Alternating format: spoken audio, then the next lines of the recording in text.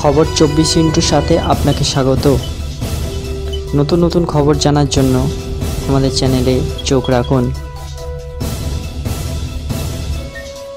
রেখা বলিউডের অন্যতম চর্চিত অভিনেত্রী। কেরিয়ারে একের পর এক হিট ছবি যার দখলে সেই রেখাকে নিয়ে চর্চা তুঙ্গে।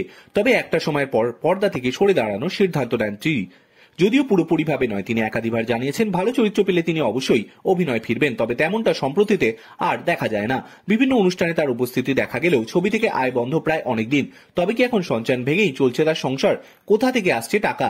রেখা মোট 332 কোটি টাকার মালিক। মোটা টাকা আয় করেছেন তিনি ছবি করে। এখন তিনি একটি ছবি করতে পারিশ্রমিক নিয়ে থাকেন 14 কোটি টাকা। এখানেই শেষ নয়, বহু ব্র্যান্ডের সঙ্গে যুক্ত রয়েছেন রেখা। তার জন্য মোটা টাকা পারিশ্রমিক নিয়ে থাকেন তিনি। 6 কোটি টাকা আয় করেন এক একটি সংস্থা থেকে। রাজ্যসভার সদস্য হন 2012 সালে, সেখান থেকে 1 লাখ টাকা পারিশ্রমিক পান রেখা। এছাড়াও তিনি সোশ্যাল মিডিয়ায় সক্রিয়। মোটা টাকা আয় করে থাকেন তিনি একটি সোশ্যাল মিডিয়া পোস্ট থেকে। রেখা বিভিন্ন অনুষ্ঠানে অংশগ্রহণ করে থাকেন। রিয়ালিটি শোয়ে তার উপস্থিতি থাকে চোখে পড়ার মতো।